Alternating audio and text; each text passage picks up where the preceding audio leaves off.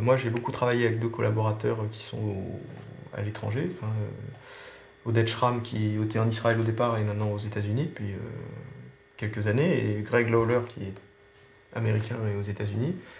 Et on a, avec lesquels j'ai écrit la plupart des articles, en fait, pour lesquels d'ailleurs j'ai reçu la médaille cette année. Bon, alors il y a cette règle pour la médaille Fields qu'il faut avoir moins de 40 ans. Moi j'ai moins de 40 ans, eux pas, ils sont un peu plus âgés, donc c'est moi qui l'ai.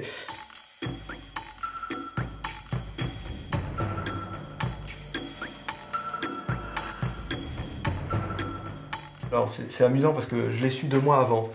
Et donc 2 mois avant la remise, et sur le coup, bon, ça me dit, oh la médaille Fields, etc. Puis j'avais le droit de le dire à personne.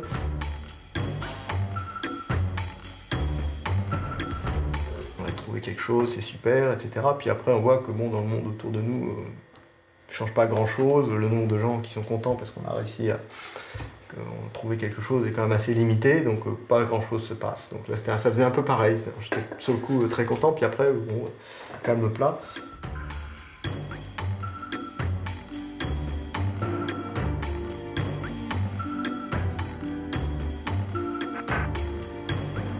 Si on veut décrire la thématique générale de mes travaux, on pourrait dire que dans le monde qui nous entoure, et il y a beaucoup de phénomènes qu'on peut modéliser comme étant aléatoires. C'est-à-dire, on se dit, on va répéter 2 fois la même expérience, ou 2 fois on observe deux objets différents, on va avoir une réponse différente.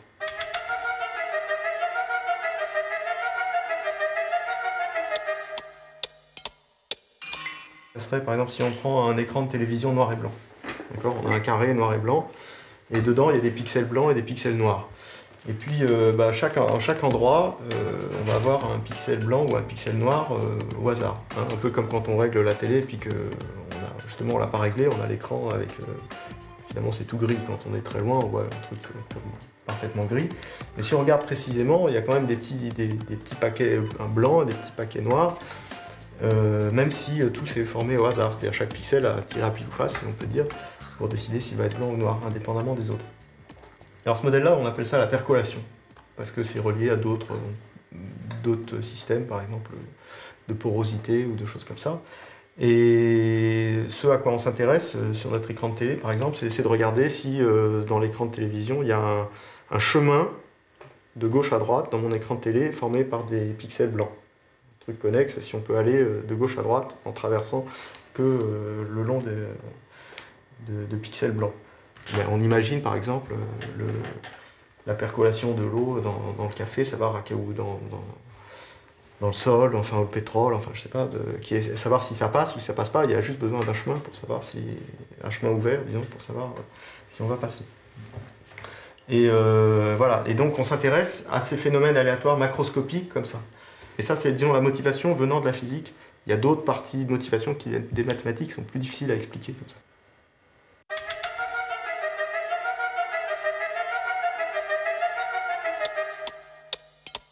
Alors le mouvement brownien, c'est quoi? C'est, disons, une trajectoire, on peut dire une trajectoire aléatoire, tirée complètement au hasard. Alors une trajectoire, ça peut vouloir dire, on peut imaginer, si vous êtes dans l'espace, par exemple, la trajectoire d'une mouche. D'accord. Et la mouche, on imagine qu'elle a un tout petit cerveau, pas de mémoire, et donc elle va se déplacer de façon complètement erratique, et puis elle va changer de direction à chaque instant. Elle n'a pas de stratégie bien déterminée, elle va aller changer de direction à chaque instant d'une certaine façon, et va complètement se déplacer au hasard.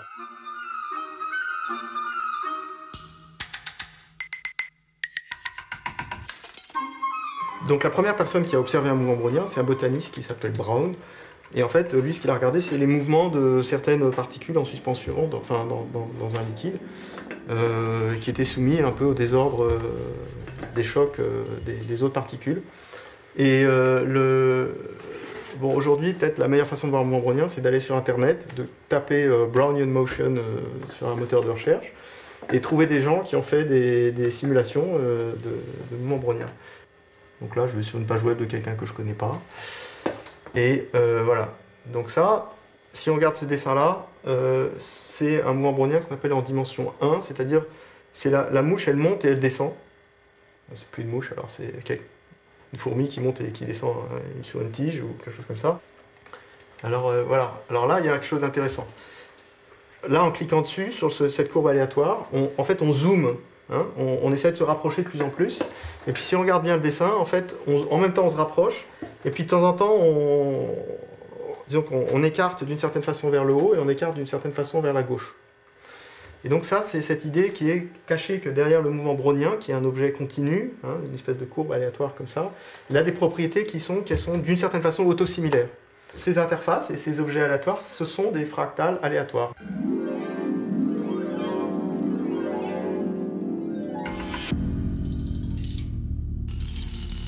Donc là, je vais faire un mouvement brownien en dimension 2. Là, ça va être la trajectoire de la mouche dans le plan. Alors ça va se passer, je pense, dans le tout petit truc à gauche.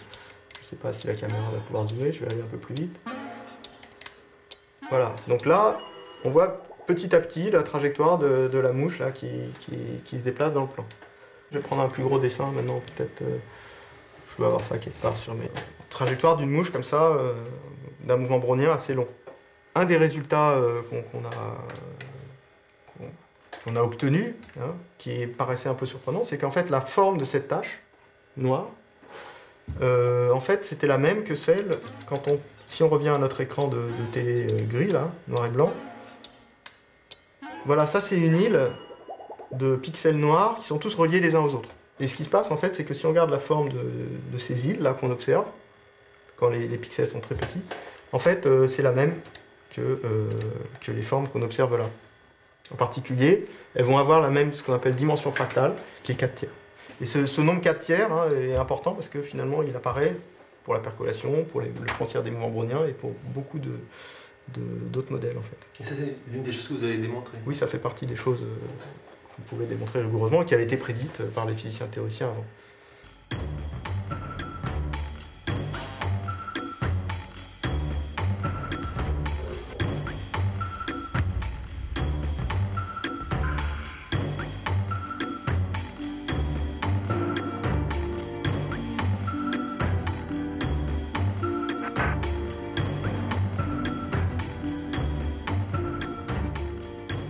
On s'est intéressé, nous, essentiellement qu'au cas de la dimension 2, c'est-à-dire des phénomènes critiques qui se passent dans un plan ou sur une feuille de papier, si on veut.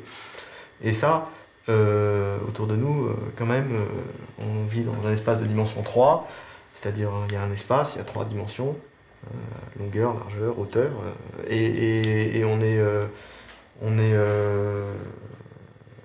on aura envie de pouvoir dire le même genre de choses là, mais ça, mathématiquement, ou même pour les physiciens théoriciens, on n'est pas capable d'aller aussi loin que pour les modèles en dimension 2. Je vais me passer au tableau pour vous montrer pourquoi, essayer d'expliquer pourquoi la dimension 2, on sait faire des choses en dimension 2 et pas en dimension supérieure. Alors, je vais effacer mon bazar là. Il faut qu'un matheux passe au tableau, de toute façon, ça rappelle des souvenirs. Alors il est blanc. Il y a des collègues qui préfèrent toujours le tableau noir et la craie. Je vais prendre un exemple ici, comme ça, simple. Comme ça, hop. Je pars de mon carré et puis je le transforme en une espèce de partie d'anneau, là, de partie de chambre à air. Et alors là, on peut se débrouiller pour que si au départ on avait dessiné un quadrillage comme ça, le quadrillage qu'on voit apparaître ici devient comme ça.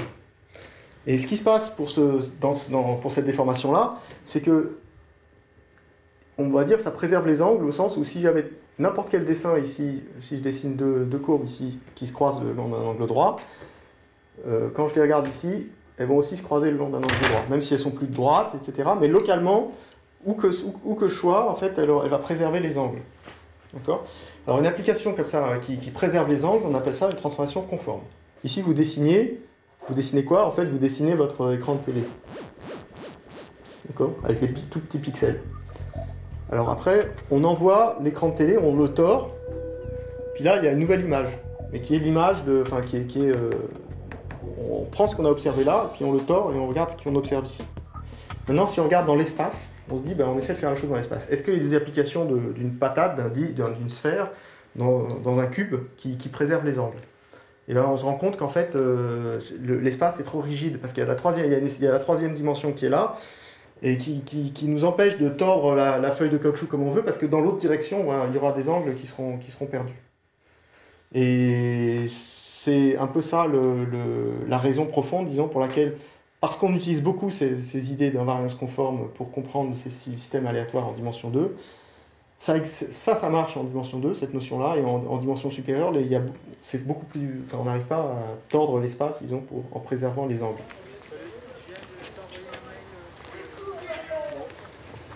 Alors là, vous nous présentez vos collègues? Oui, on va vous présenter les collègues. Allez Thomas. Alors justement, là on est dans un laboratoire de mathématiques. Oui. Comment travaille-t-on dans un laboratoire de mathématiques? Alors ça c'est un lieu un peu mystérieux, je pense que c'est difficile à expliquer. Bon, quand on fait des maths quand même, malgré tout, on est toujours tout seul. C'est-à-dire même si on travaille avec d'autres personnes, si on échange, disons, des idées avec d'autres personnes, le moment où on comprend les choses, etc., c'est dans notre cerveau que ça se passe et on est tout seul. Alors, certaines personnes aiment comprendre en même temps que discuter, d'autres aiment comprendre finalement tout seul.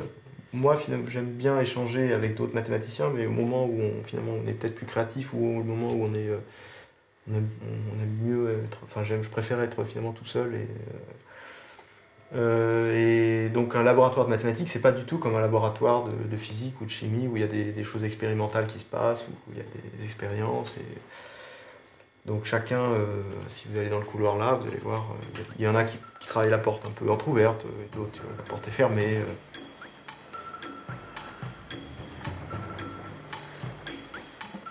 J'ai remarqué par exemple que la plupart des gens qui font des choses qui sont dans le plan, donc sur feuille de papier. Alors c'est soit des systèmes physiques dans le plan ou des choses aléatoires dans le plan, comme ce que j'ai essayé de décrire tout à l'heure, soit ce qu'on appelle des systèmes dynamiques, enfin les choses liées au nombre complexe. Donc si vous avez vu des dessins d'ensemble fractal, l'ensemble de Mandelbrot, là, les espèces de ensembles bizarres, ensemble de Julia, des choses comme ça. Donc on peut penser par exemple à quelqu'un comme Yokos qui a travaillé sur ces choses-là. C'est souvent des gens qui ont pas mal joué dans leur enfance ou jeunesse sur des jeux, sur plateau, soit les échecs, les dames, ou alors des choses, disons, qui se passent comme ça là, dans le plan et qui aiment bien finalement manipuler finalement ces objets dans le plan.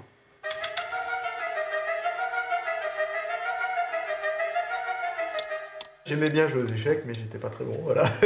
J'ai pas besoin d'être excellent. Les jeux de Go qui se rapprocheraient des... Alors c'est vrai que quand on regarde un damier de Go, ça se rapproche de pas mal du dessin de la percolation, ou de l'écran de télé noir et blanc que j'ai décrit tout à l'heure. Et d'une certaine façon, j'aurais envie de dire, mais ça c'est quelque chose qu'on ne sait pas bien expliquer, disons. C'est un peu un rêve pour moi d'arriver à expliquer mathématiquement ou donner une explication mathématique à ça. Mais le fait que la façon très complexe dont le système va s'y prendre pour faire décider si c'est dans mon jeu à moi, si c'est blanc qui gagne en faisant un trajet de gauche à droite ou noir qui va gagner en faisant un trajet de haut en bas, on a envie de dire que quelque part ça se rapproche de cette façon infiniment complexe du jeu de Go qui fait que par exemple le Go, enfin les ordinateurs quand ils jouent au Go ils sont pas très bons, ils sont battus assez à plat de couture par les humains qui jouent bien au Go, alors que par exemple pour un jeu comme les échecs qui a moins disons que les choses sont moins instables. Quand on a une bonne position aux échecs, même si on joue pas très bien et que si on joue contre un meilleur joueur du monde, si on a une tour d'avance, on peut gagner. Au Go, on vous donne 9 pions d'avance au départ, vous jouez contre le meilleur joueur du monde, vous allez perdre. Donc il y a cette instabilité qui fait que même si il n'y a pas de position, disons, où on sait ça peut déraper, disons, très rapidement, et cette instabilité-là, on la retrouve dans cet aspect de l'écran de télévision, savoir si c'est blanc ou c'est noir qui gagne. Il y a des points finalement qui vont être certains pixels, par exemple. Si on prend cet écran de télévision, il y aura à certains endroits des pixels.